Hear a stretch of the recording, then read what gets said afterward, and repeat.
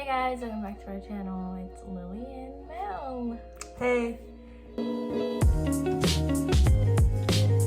So in today's video, we're going to be talking about how to apply to your first job and some tips and my personal experience of applying to a job. Today we're going to be talking about how people between the ages of 14 and 18 can get jobs and what kind of jobs they can get, some kind of tips and tricks, maybe the information that you need to have readily available in order to apply for your first job.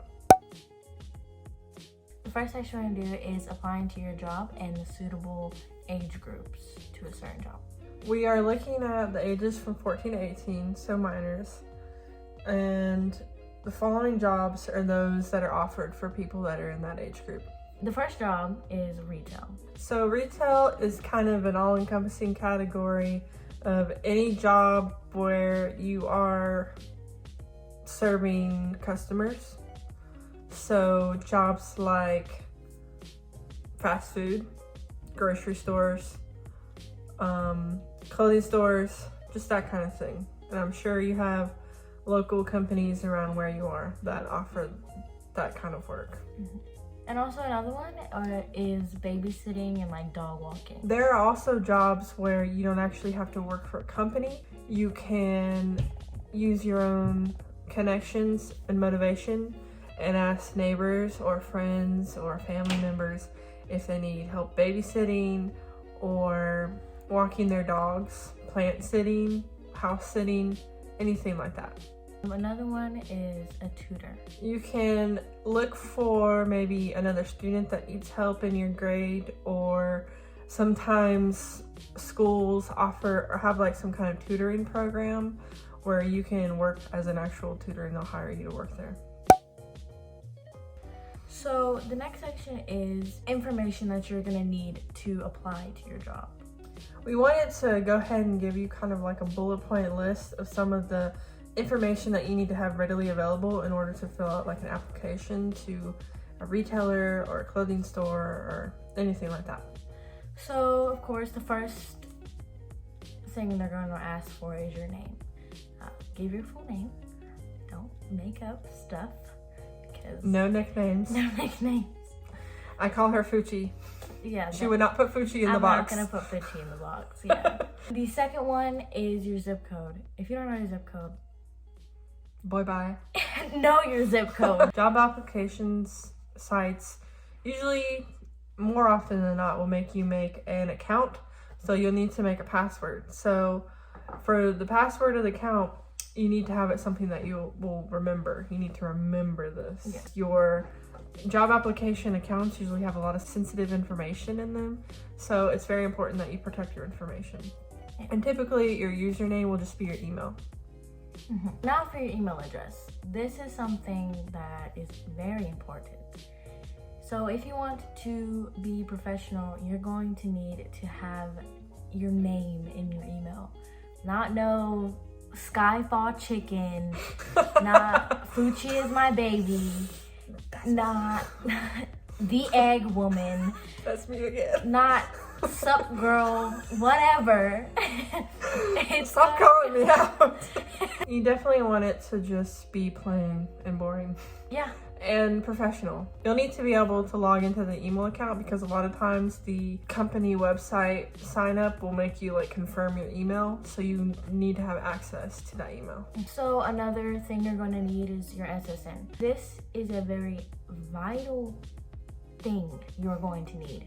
Not just for a job application, but for many other things to come in your life. You might not seem like it, but it's a big deal. And you're gonna have to like memorize it because you're not gonna, Yeah, Lily, memorize it. Like she said, this is a number that's gonna be with you the rest of your life. You'll need it for several other things, other jobs. Next thing you're gonna need is a phone number. Let it be a number that you can answer. So if you can help it, let it be your own personal phone number. Your parents may want to regulate it in somehow, and that is their right. But if they're okay with it, and if you're okay with it, let it go directly to you so that you can answer it. It typically looks better from an employer standpoint if the person that they want to hire is the person who answers the phone. Also, what you're gonna need to know is your home address, your address. A lot of people do not know their own address, and it shows. It's Full sad. judgment. Full judgment. Full judgment. So this may not be something you already have, and that's work experience. That's okay though. Employers know that minors especially don't usually have a lot of job experience, but they want to see that you have done something, that you're not doing nothing. So for example, my niece filled out an application recently, and we had her put down something that she does for the church down on her application. Mm-hmm.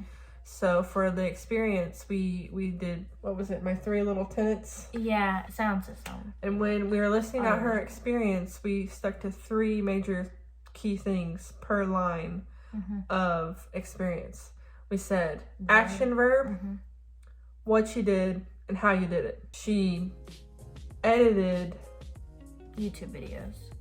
So I edited YouTube videos for the church on, and then I put the software I used. I mean, really, the how you did it is gonna differ. This is good advice for professional level. I use this on my own resumes and my own applications. Action verb, like edited, conducted, designed, maintained, just fancy sounding words, 2 syllables at least, and what you did, and then how you did it. Thing you're going is will probably show up on there is your school experience. So if you are between, the ages of 14 and 18, you only have 2 options. Only for like crazy smart and you like pass your whole entire, So it'll be either like no high school or high school. How they classify you as an employee is they classify you either as a minor or a non-minor, and there's a lot of laws that are associated with having minors work for them. So like minors can only work a certain amount of hours in a row and a certain amount of hours in the week, and they can't work past a certain time, and they have to take so many breaks during a certain amount of time, and they can't operate heavy machinery inside of the stores or grounds of wherever the job is. There's a lot of things that go into having minors that work, and the way they know that you're a minor or not is if you have diploma. So they need to know whether or not you graduated from high school or not, or have a GED or whatever. So the third section that we wanted to talk about is just things that I wish I knew before I started my first job. Let me think about what my first real job was. Yes. It was a grocery store. I'm not gonna lie, it still is a grocery store. I still work there. A few of the things that I wish I would have known beforehand is your first job doesn't define you. I mean, I stuck with my first real job for a long time because they were really good to me and I grew with the company. Another tip I would say, or thing I wish I would have known, is that you're replaceable. I know that doesn't sound great, but you can easily be replaced by any other person walking down the street. Important that you prove that you're worth keeping around. Another thing is interpersonal relationships. So work friends, sometimes it can be difficult to navigate that because you work really closely with these people, but it's a professional relationship, and sometimes the lines get blurred between friendship and a professional relationship. And I would just say use caution on who you tell things to, because your workplaces can easily become just like high school. Unfortunately. Drama zone. Yeah. When you're first starting out on this new job that you get, or when you first start doing anything in life, I can apply this to life in general. Do not be afraid to ask questions. The truth is, you don't know what you're doing. I didn't know what I was doing, but maybe it was pride, or I was just too intimidated by my job. It shows that you're engaged and that you're willing to learn.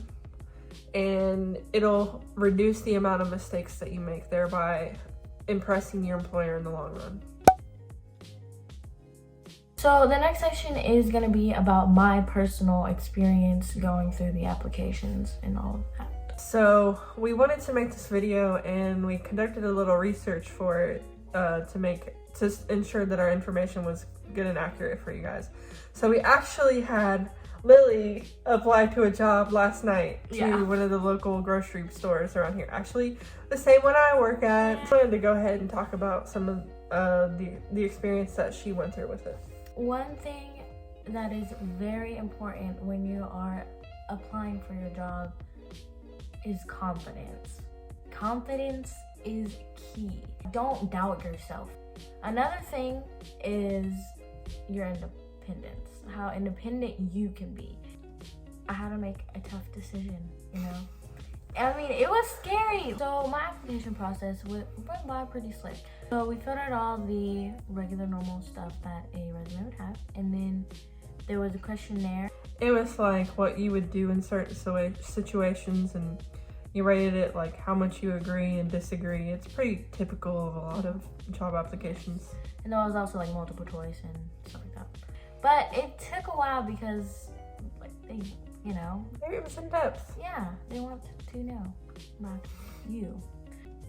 We took it one step further than probably a lot of other people do. What we wanted to do was show them that I'm a 14-year-old girl that can do stuff on her own. I can be independent and do stuff on my own. The next day, which is today, we went to the store. She took me to the store and I walked in alone. Terrifying, but good. I asked for the direct person that is hiring and I talked to her. We also rehearsed what you were gonna say. We had an intro. A backstory. I had a backstory. Yeah. To go with it. An intro. She had a backstory, like how she got, why she was wanting to work there, what she had to offer to the position if she got it, and a closing and thank you for your time. Yes. And I wanted to shake her hand so bad, but we can't do that. Oh, COVID. She even took you back and printed off your resume. So I think that's also one of the key things, is that Lily had already turned in an application. So this manager was able to go and look up her application, and they talked about it. They directly talked about it right then and there. And she put her in the stack of people that are being considered. So a 14-year-old is being considered for a job at a grocery store. That's mind-blowing, because we put in the extra step of a 14-year-old standing up for herself, showing that she has the ability to work at this job. I think it's important that Lillian went up there by herself, and I got this information by two of my friends who work at this company and are managers there. They told me that it goes a great deal in showing what a worker is capable of when they can go up there and they can stand and have a conversation with you one-on-one, directly, independent of parents. Parents, I know you want the best for your children, but they need to do this on their own. If they can't do this on their own, how can they do the job on their own? So I think that about wraps it up. That's about all the information we have right now. I hope you guys liked it. We worked really hard on this, and we tried to kind of like simulate the experience, but also actually do it. Yeah. Not this simulation. Yeah, no. so I hope it's helpful to other 14 to 18-year-olds minors that are also trying to get a job. So I hope you guys enjoyed the video. We hope this helped you trying to find or trying to apply to your job, and maybe give you confidence to apply for it. So guys, we'll see you guys in the next video. Bye. Bye.